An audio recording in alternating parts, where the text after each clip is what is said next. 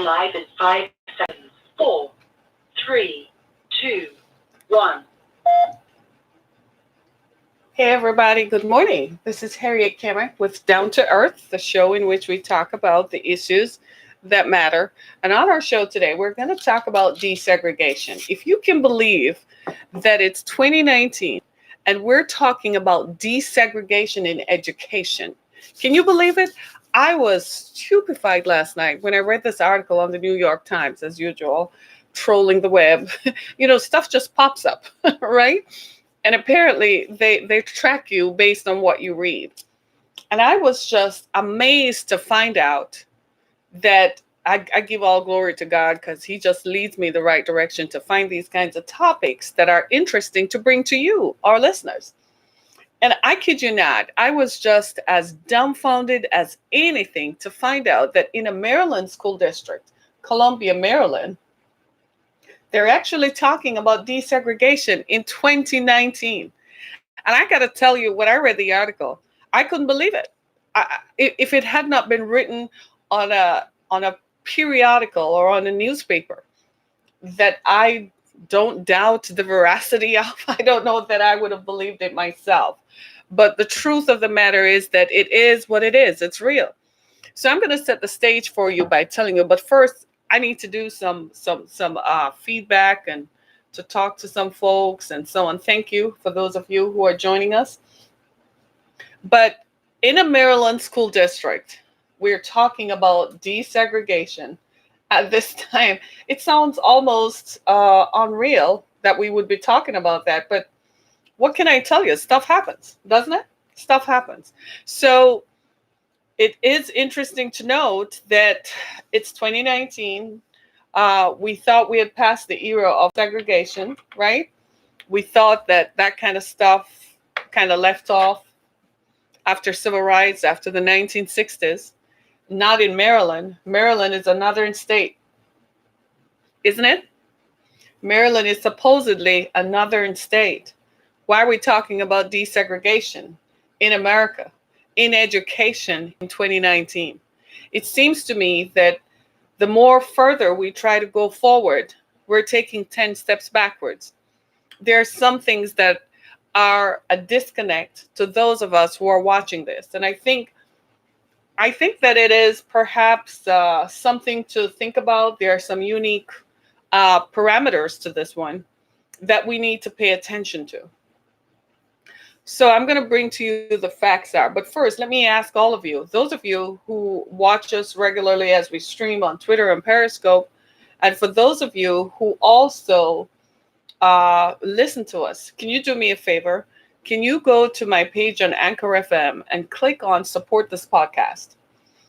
Become a subscriber. You can also continue to share our podcast with others. When we sign off on Twitter and Periscope, there are other subjects that you might not have heard. There are other shows that you might not have heard. So can you go to Anchor FM and look up the other shows? We're available on Spotify. You can hear us on Spotify, Apple Podcasts, Google Podcasts, right there. We're on a variety of podcast platforms. But for those of you who are still interested in education and who are still following the stories around education, just last week we talked about school districts in Michigan that are underperforming.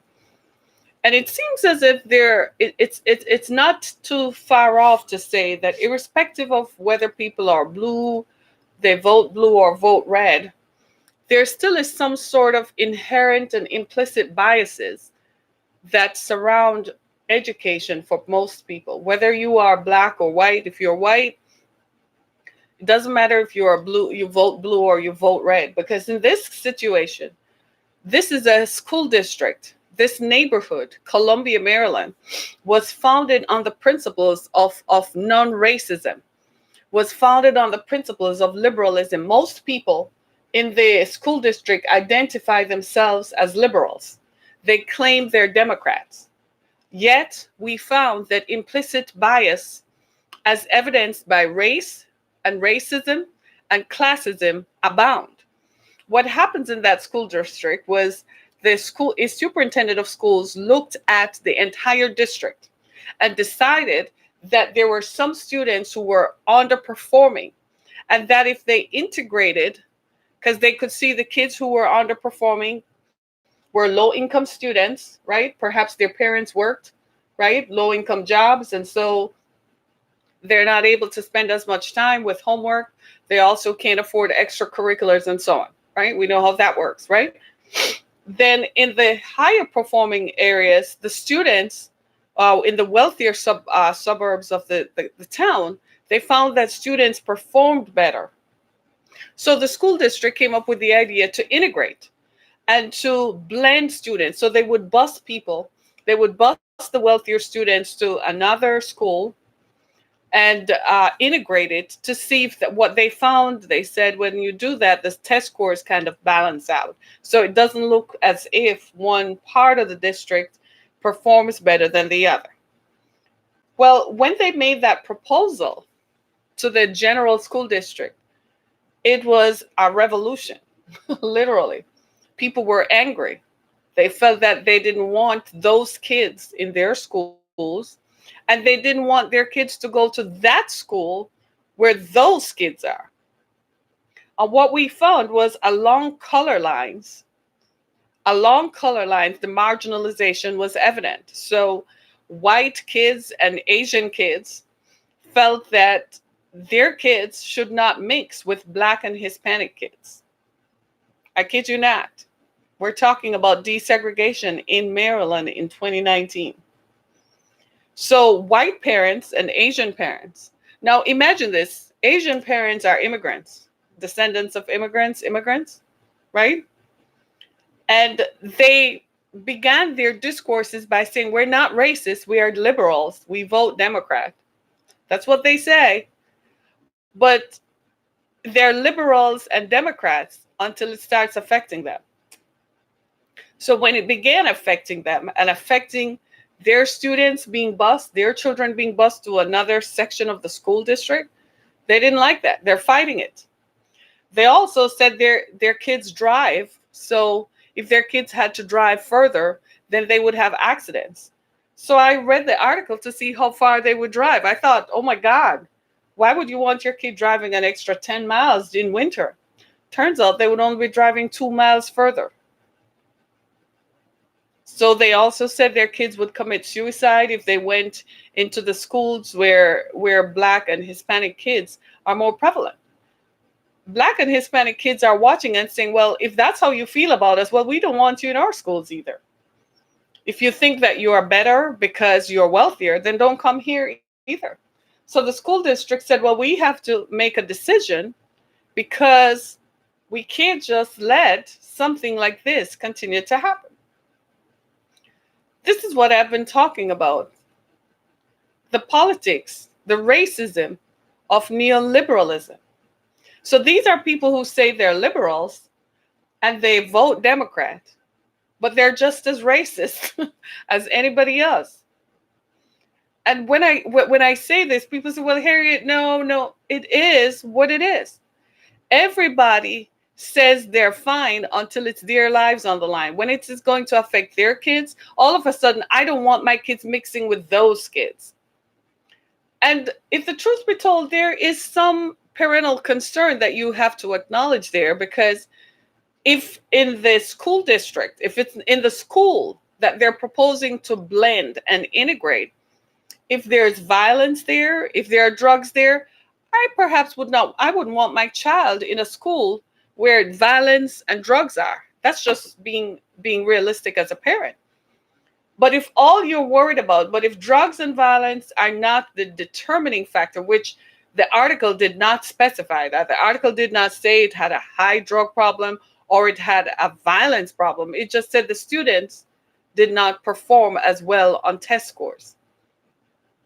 So there is an element of classism, and nobody wants to say the R word because after all, we are all liberals. That's what they're saying. So we're not racist at all, but you are. You are racist if you're discriminating against a person of another race. You are racist if you don't think that your child should be mixed or integrate with another child. That tells us all that after they graduate high school, after they go to college, And after they start working, these are the same folks who discriminate against colored people applying for jobs. They don't think they should mix with them. They don't think they should mix with colored people because they think they're inherently better and that there's something wrong with them being Black or with them being Hispanic. I am calling out Asians because in that school district, there are a number of Asians and Indians and Indians from India, not Native Americans, Indians from India. I'm calling you all out on your BS. You're all racist. And look at you being racist. And when it comes down to it, the way the society classifies everybody is either you are white or non-white. Look at that. Imagine in America, we have finally, thank you, America, that we have finally gotten to the stage where you have so divided, you have conquered now, that Asians who are yellow skinned and Indians who are brown skinned get an opportunity to discriminate against Hispanics and Blacks. Imagine that. And have the nerve. Yeah, if you're Indian, you need to come and talk to me. Right? You need to talk to me. Come and show me how liberal you are. And to me, at first, when I read it, I wanted to think that it was more classism than anything else, because I'm like, maybe, traditionally they are more affluent because they're more educated, right? So they tend to live in better neighborhoods, and they have more stability, financial stability, because they're high income earners. They're either doctors or anesthesiologists, or they're engineers or scientists. So they tend to, have higher paying jobs. So, they earn more. But the truth of the matter is that when you listen to their speak, right, you begin to realize that so at first I wanted to put it down to just good old fashioned classism, that they're just classist, but then when you start referring to people as them and those people, then I begin to realize that you also somehow think you are better than the people who don't look like you. I'm not surprised.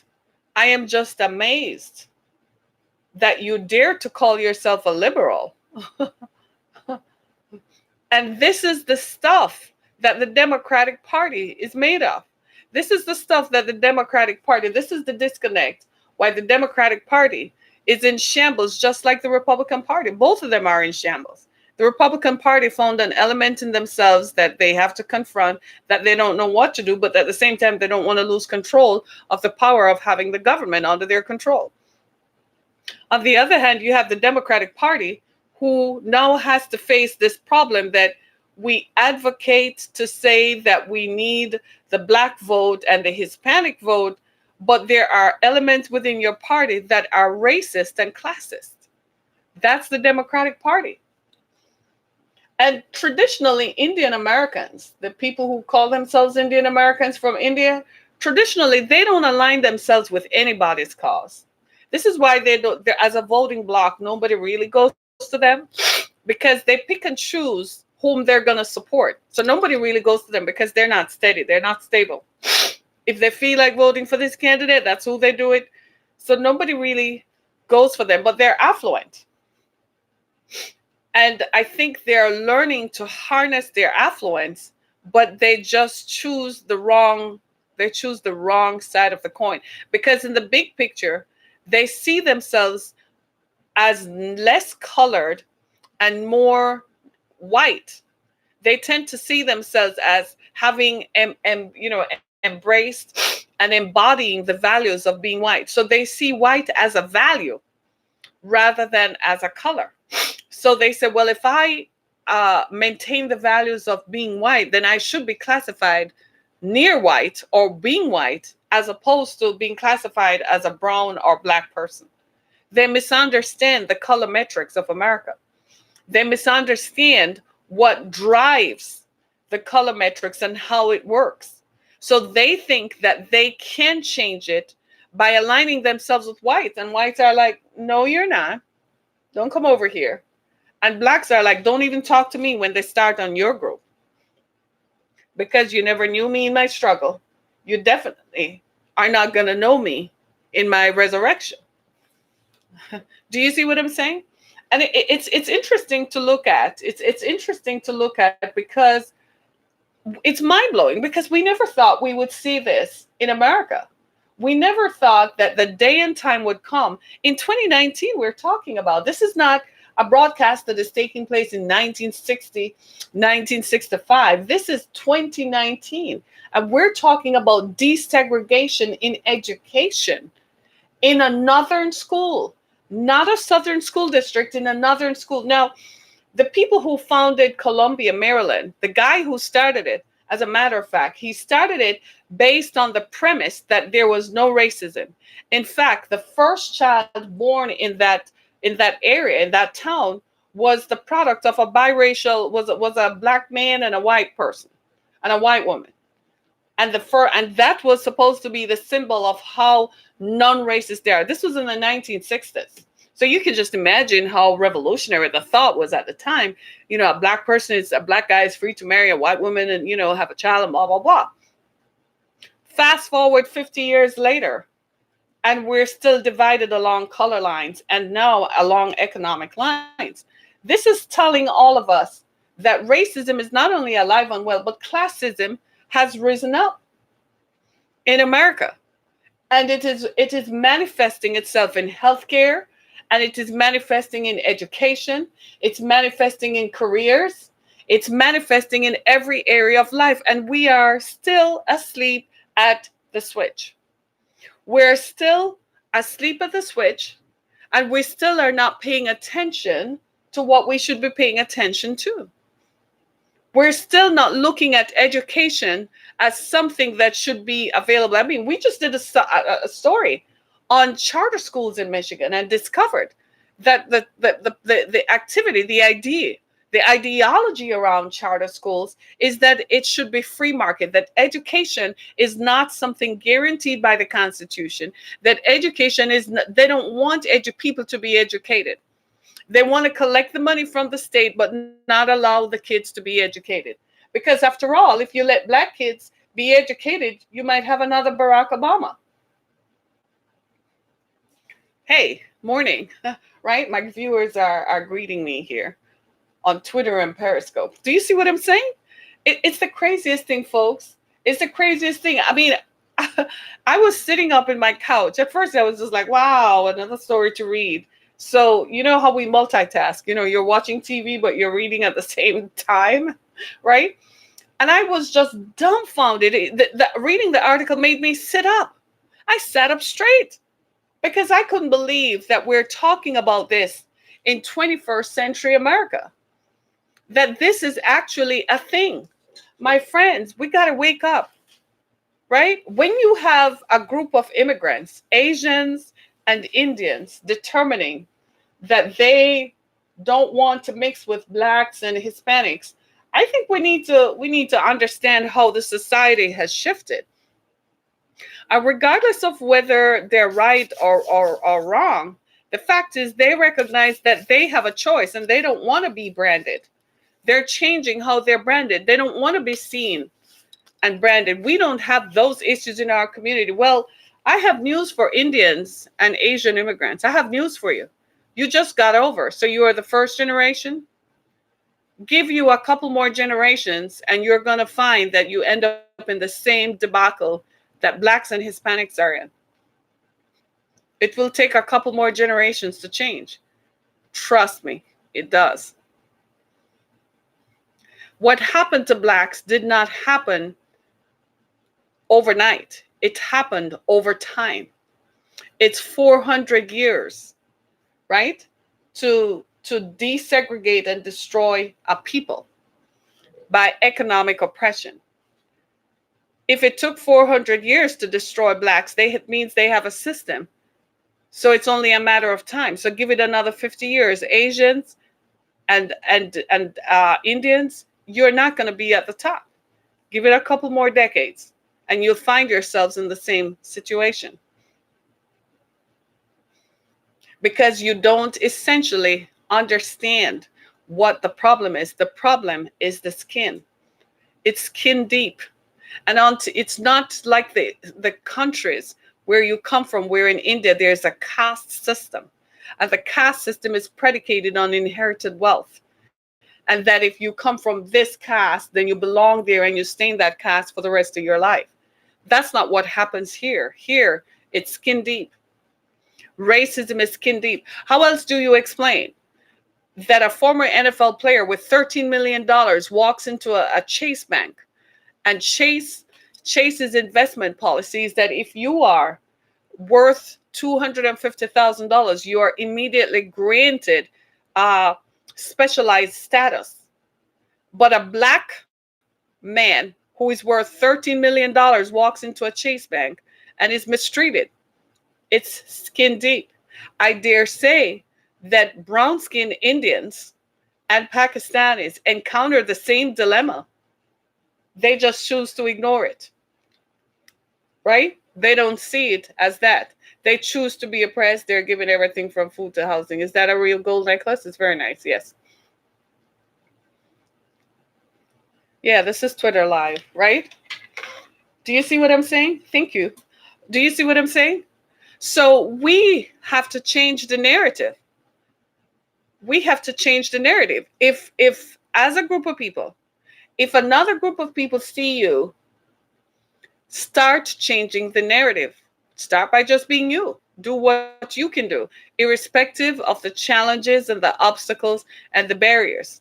Don't just fall into the stereotype. It's there for everybody. There is a stereotype for rural white Americans, right? There is a stereotype for everybody, but you can change your narrative. But I think what we are missing is how much implicit bias plays into the decisions that surround the major pillars of our society. Education is one of them, and implicit bias exists. Implicit bias is there, it is understood, so much so that another group of people who are similarly subjected to the same things as Black and Hispanics say, I don't want to be grouped with those people. That's all that it comes down to. It's like, I don't want to be grouped with those people because I don't get handouts about housing, and my people don't get handouts about this, and I don't want to be grouped with them. I warn you all, give it a couple decades, and you will see how everybody just becomes part of that. No, I'm not part Italian. I'm very expressive, right? Matter of fact, to be honest with you, I am dismaying the people who raised me because they raised me not to use my hands expressively. So they're probably rolling over in their graves like, I can't believe after I taught her that she still does it. But do you see what I'm saying? So now we have to change the narrative, because now, if this is happening in Columbia, Maryland, I dare say it is happening across other school districts. We see that happening here in Michigan. We don't want to call it desegregation, but it is what it is. When Blacks from Detroit began moving into other communities that were predominantly white people just kept moving away to create their own school districts. Until now, they're like, oh my God, how far can we move to? We can't move any further. So believe me, they're trying to find ways to do it. But what happens is, because we went through a 2008 crisis, there's still some school districts that haven't recovered because the population in some towns never recovered, because jobs never came back, right? They closed plants and they stayed closed. Businesses were affected, right?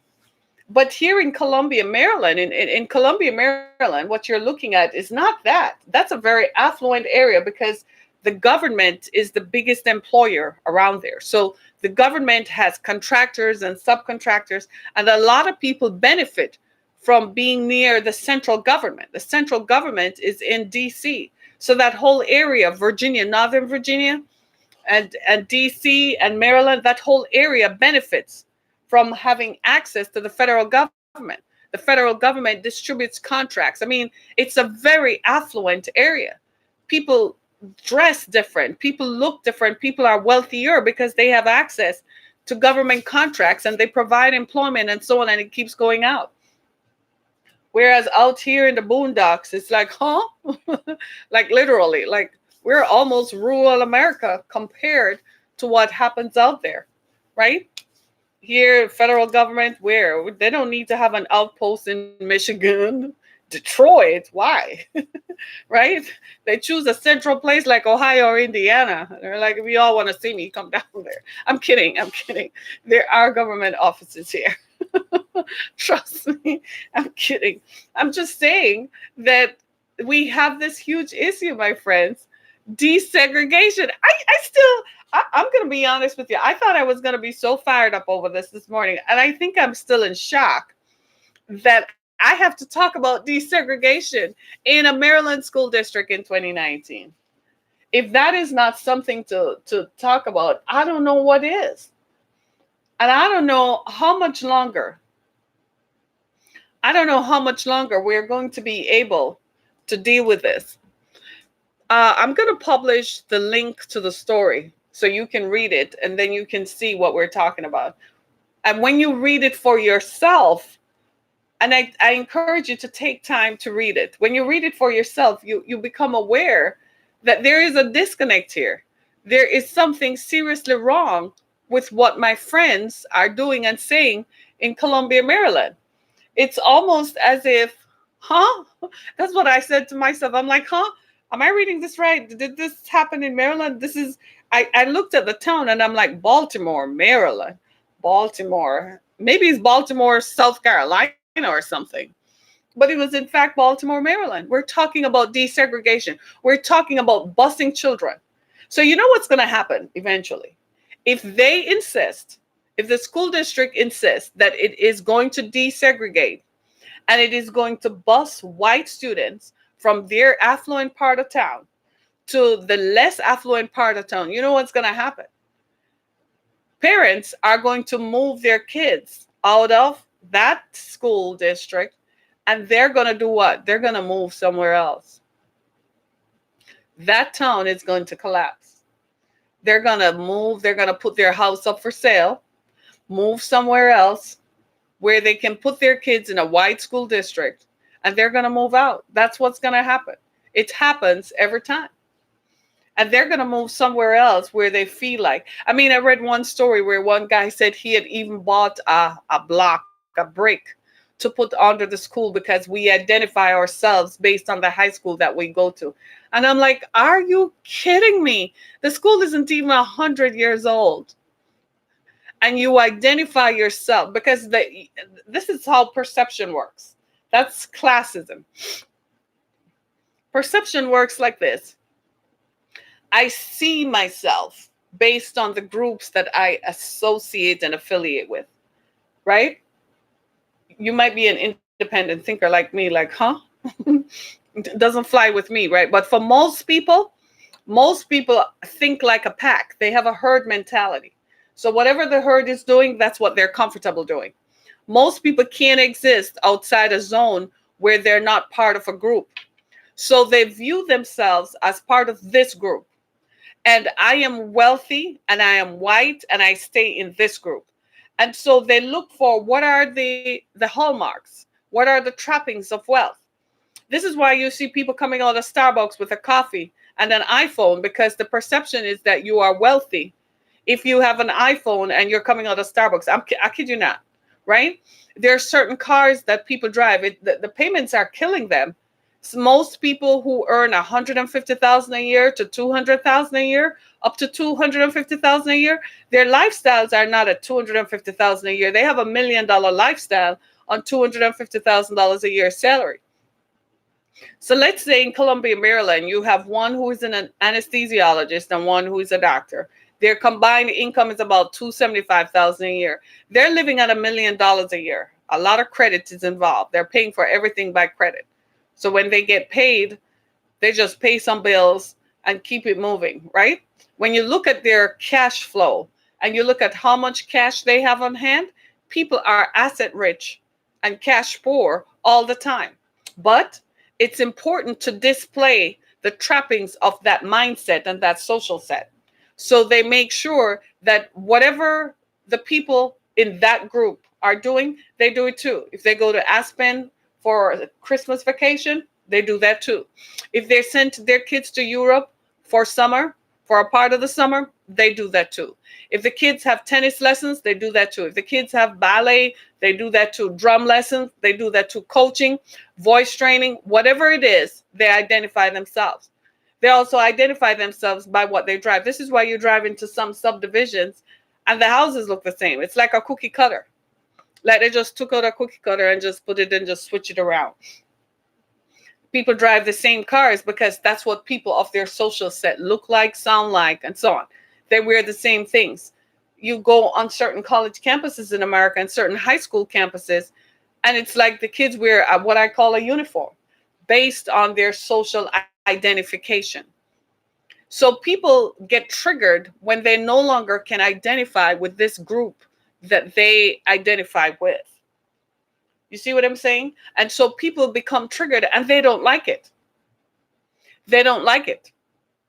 They don't like the fact that they can't measure up or they don't resemble that. So that's where the classism comes in. I want to make sure that everyone knows and thinks that I am part of this set. We call it a pick me mentality, and there's certain ethnic groups who are just like that. Yeah, they do. They're pick me. They're like, I am not like them. Not realizing that in the broader context, you miss the boat. That's what a white person thinks. They think you are like them. The fact that you think differently is to your demise, because in a few decades, by the time you realize it, it's too late. I kid you not. I kid you not. Isn't it amazing? Isn't it interesting? And so what happens is people look for social identification. They look for, what does this look like? If I am middle class, what does middle class look like? Is there a middle class in America anymore? I don't think so. I think we're all pretending. So if I'm upper middle class, what does that look like? As the parody, did you all see the parody that floated around on Thanksgiving around earpods? Right? As the parody suggests, if you use AirPods, you drive a Tesla and you have a butler. It was hilarious. I know. It was quite hilarious, right? But that's what people look like. So people don't want to be associated with anything that does not affect, that does not resemble or look like the social class that they aspire to be like. That's what's driving all this stuff. So in this scenario, what we're seeing is not just racism, we're also seeing classism, which is a whole different other animal, because a whole other racial group has introduced classism into a mix that we never saw before. Whereas in America, it was just straight up white and black. Now you have this whole other group of people who are bringing classism in it. Like, seriously? They call it neoliberalism, because these are people who say, I vote Democrat. These are people who say, I am a liberal. I supported Obama, or I support Biden, or I supported Hillary.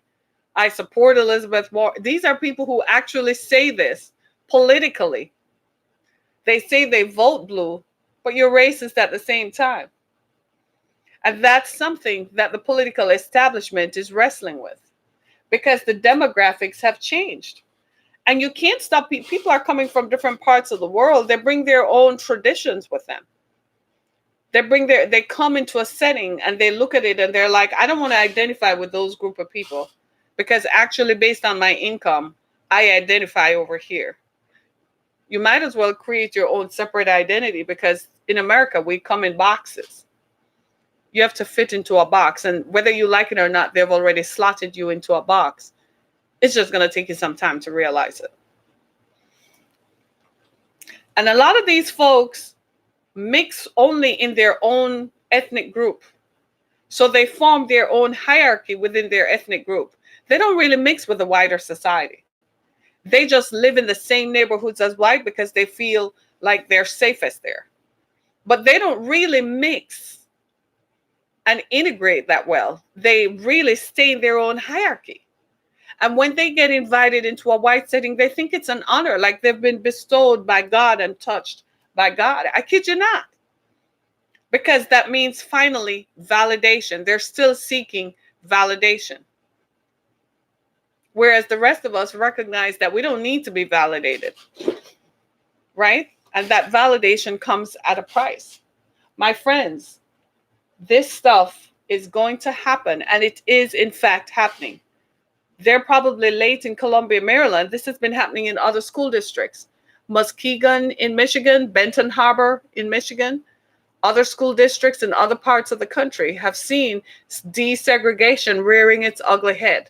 They've seen racism, and especially from people who say, well, I vote liberal, I vote Democrat, I am not a racist. Yes, you are, because you don't want the black people to move near you, and you don't want black students to go to the schools where your kids go to. That's racism. On the other end of the spectrum, we got to ask ourselves, why do black people continue to be profiled like that? There are a couple of things there. There's generational endemic poverty. There are centuries and decades of people being robbed of opportunities, so they don't have a springboard. Whereas a white person has a springboard that their great grandparents had left a little insurance money so they have something to start with. Black Americans don't have that. They've been robbed for 400 years. They're just now putting a foothold where they can start. They're small little pockets, and then a disaster comes that wipes it out. There are small little pockets of people who have built some sort of generational wealth. And through economic policies and infrastructural stuff, it continues to be robbed. I never knew such a thing could happen until it happened to me. I went for a grant in 2017 that was guaranteed. And the white woman who considers herself a liberal, her name is Laura Sager. She ran an organization called CAPS in Lansing, Michigan. She has retired since, right? And the organization is now called Michigan Safe and Just. She got a disbursement of $310,000 to distribute to all of us, to 4 organizations from the Metro Detroit area who were doing the activism, the social activism to end violence that the organization from California recognized. She got the money. She was supposed to write each of us a check for $75,000. She decided because the money was distributed to her organization, she decided she wasn't going to write the check for $75,000. She kept the money and wrote us a check for $2,500. I reported her and called her out. She never invited me to any of her stuff because she's not accustomed to people standing up to her, but I reported her to the organization. They stopped doing business with her, period, because she misspent the money. She ended up retiring. Her name is Laura Sager. So these things continue. And at the time of that I needed that $75,000. I was getting the Exodus Foundation off the ground. I needed it to cement the organization, hire people, and put it in a place where it would continue to make money for me. Now, if I didn't tell you that story, you would never have known. But this woman professes to be a liberal. She's a white woman. She professes, and she's a white woman over 50. So that makes it even more marked. She professes to be a liberal, but she practiced racism on me. Yet she votes Democrat. She supports Democratic candidates, right? Espouses a Democratic liberal platform, but at the same time practiced racism when she could. Her name is Laura Sager. She's retired now, right? These things happen. So this is not an isolated case. This is something that happens over time. So if you're wondering, why is it that these Black people allow themselves, sometimes you got to listen. There are times when through drug use over time, it decimates families, right? Continued drug use, they have children, and they can't exit from the generational poverty. And when people try to move away, they go to college, and education is the key. They try to move away. Educational opportunities in America that you're now seeing are not equally distributed. Years ago, someone I know who is of Indian American descent was running for politics, for representational politics here in Michigan. And he told me that in his home country, where they come from, where they originate, he told me that their grandparents and parents thought that education was the key to get around colonialism, the enslavement of people of color by the white patriarchy, right? And so he felt that's what, so they invested in education. They sent their kids to school to be engineers and doctors. That what they did was they made education free. So if you want to be an engineer, well, you go study to be an engineer at no cost to you. You want to be a doctor? This is why when you meet Indians, they're doctors early in life. They're not 30-year-old and just leaving medical school. They actually started from they were like 16 studying to be a doctor.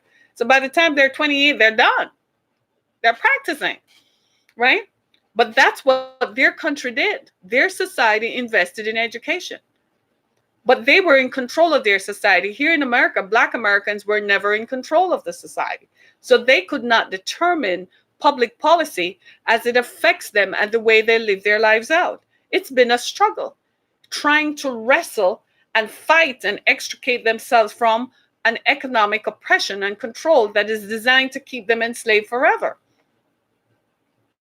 Do you see the problem now? Hopefully I put it into context so that you understand what I'm saying, right? And so what happens is I only have a few more minutes left. So what happens is that people don't know how to work around this. So from if you are an outsider looking in, what are you most likely to do? You're most likely to blame the victim and say it's their fault why they can't do it. I used to do that until I saw it from the inside. I had to literally be placed smack in the midst of it to see it for what it is. And once I saw it, I said, holy cow, we got a problem. And what happens is the immigrants who come here from other countries, if you're not careful, you'll become subject to the system of economic oppression and racism. And when it happens, you can be robbed or be rid of. You know how they get you?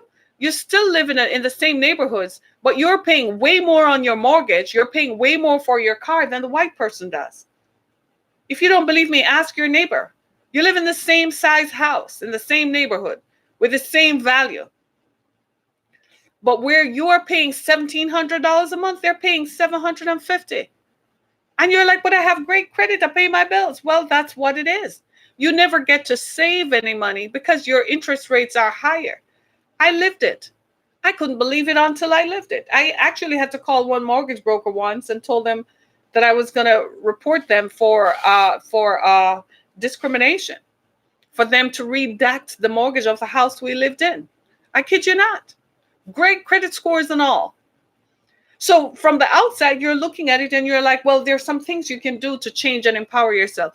Do you think that I was trying to change and empower myself when that white woman, instead of giving me the money that she got for free to distribute to my organization, she took the money to enrich herself because she told herself, there's no way I'm going to give up a group of Black. And I told her that. I said, if I were a white girl sitting in front of you, you'd have given me the damn money.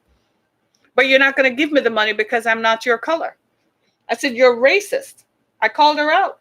Everybody was looking at me like, but I'm going to say it. It is what it is. The California organization called California Safe and Just, they had distributed the money to them because that's how their grant mechanizations work.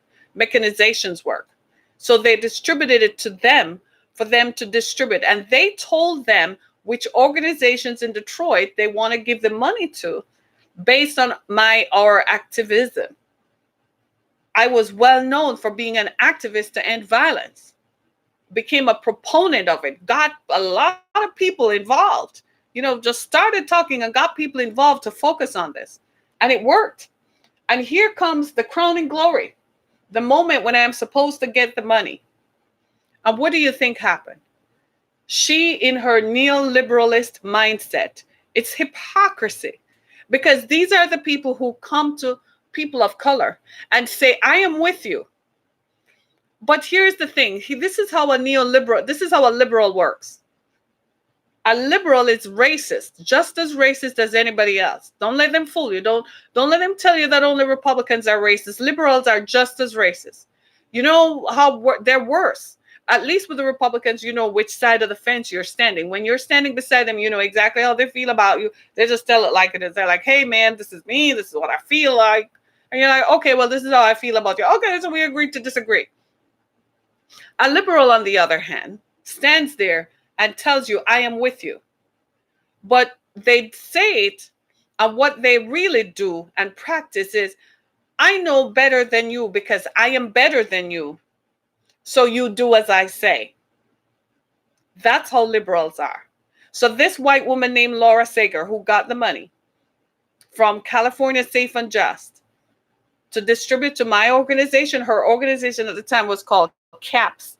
They're a public policy advocate organization in Michigan. They've since changed their name because she knew this day was going to come when I would call her out. Because some of you are going to go online now and look up for CAPS, CAPPS, and there would be some heat that would come at her. So she retired. I dare say maybe I'm not the only person she has done it to. Right? But here's what she did. In her liberalism and her self-righteousness that she is better, she thinks she could have kept the $75,000. May she burn wherever she is. Wherever she is, I have no sympathies for people who do that. I am not that person who says, oh, I forgive you. I'm not going to forgive you when you hurt me. I'm not going to forgive you when you have destroyed my life and almost destroyed my organization, destroyed the work that I was doing. That was the payment for the work that I had been doing. I needed it to continue doing the work to help others. And you, in your self-righteousness, think that you know better than me, so you kept the money. No. And this happens over time. So when some of you are asking, well, why don't people rise up and get out of their situation? I encourage you to listen to their story, because you would have never known that this is part of my story. You would have never known that this is my story, that I lived it. I couldn't believe it happened. And at the same darn time, I was dealing with my mother's death. My mother died a month later. You think I needed the money? Think about that, right? She did. And this is what this neoliberalism is all about. These are hypocrites. They say they're with you. They say they espoused a belief system that sounds similar to you. But at the end of the day, they're going to kill you. At the end of the day, they're going to destroy you. If they don't pick up something to shoot you, they're going to tear you down economically, because they recognize that giving you money is empowerment. And they're going to make sure that they take that money away from you. That organization today is called Michigan Safe and Just. They still do the same things. They have a different leader, and Laura Sager has retired. But while she was there, this took place in 2017. While she was there, that's what they practiced. And this is why I don't support any of these folks who are liberals. I'm like, don't talk to me. Because at the end of the day, you are still the same. Underneath it all, you're still racist. Underneath it all, you still practice the same brand of hypocrisy. You still don't invest in Black schools. You still don't invest in Black communities. Look at the current governor of the state of Michigan. She's closing a Black school district in Muskegon, where she campaigned heavily. She had campaigned heavily to get votes to become the governor, and she's going to turn around and close the school district. There is no alternative but to close a high school with students in high school. And she actually thinks that that's the right decision to make. Unbelievable. That's neoliberalism. So for those of you out there who think that you have a friend in a liberal, y'all need to think again. Think like this. Who is going to back me and support me? That's how you think. Who, at the end of the day, is going to support me? Align yourself with the person who is going to support you. Don't do it because they come and they campaign and they give flowery speeches. You got to remember who the Clintons are. Remember the Clintons? They were the architect of mass incarceration. They were the ones who said black boys were touching little black white girls. And yet you all thought you were all going to vote them into power again, right? You got to think. Here we have this problem in Columbia, Maryland. It's just a symptom of the society and a reflection of the society we live in. It's a symptom of the times. It's a symptom of what has completely gone wrong in our educational system. Right? And thank you. Absolutely, I agree with you. And most of us, what we do is we just sit back. I have learned when people come to me with their stories, I have learned to listen and treat it on a case-by-case basis. When somebody comes to me and tell me they have a problem, whereas I want to just attach some kind of broad-based attachment to it, while there is some value in that, I have learned to listen on a case-by-case-by-case basis. I have learned to look at what the history surrounding that group is and look at it and say within contextually what is really going on here. Because when you think about it, it's shocking. How do you think I felt after associating with these folks for all of the latter part of 2016 into 2017? And here comes the time now when they promised us. We were out in Sacramento, California with them. They said, this is what's going to happen. And when you go back to Michigan, Laura Sager from CAPS is going to give you the money. We went back to Michigan and Laura Sager decided that she was not going to give the money from CAPS. That organization is now called Michigan Safe and Just. She decided not to. That's what happens to folks. I kid you not. I say this all the time. The graveyard is a place that is rich with people's broken dreams. There are so many people.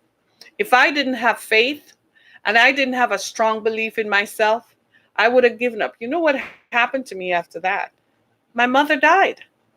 I was faced with, where am I going to live? What am I going to do? If I didn't have a strong faith and a belief in myself, I would have given up. I would have been done with advocacy. I would have never put my work and put myself behind getting the Exodus Foundation off the ground. I would have given up. I would have said, what's the point if you can't beat the system, if you can't get ahead of the system? I still continued. I soldiered on. I don't even know if you wouldn't call me a soldier because I don't embody the submissive type of personality that being a soldier requires. I just continued to believe that someday I'm going to get it and I'm going to get back more and I'm going to continue to do as much good as long as I can, while I can, and with whomever I can. And that's why I say, come as you are. Believe it or not. Did she ever apologize?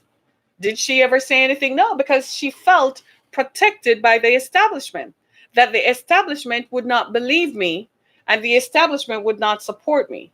What she didn't realize was that the establishment did believe me because the organization did believe. And what they did was they withdrew their support. She had to stop functioning as CAPS. Do you see what I'm saying? I went to a retirement party and I looked at all the people who were there and I'm like, y'all need to go retire too. Why are you all there? Right? Why are you all still there?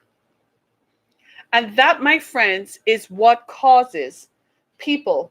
If you ever wonder what happens to people and why people can't get off the ground and why some people seem stuck and why some people seem like those people never get it together, there are all kinds of reasons.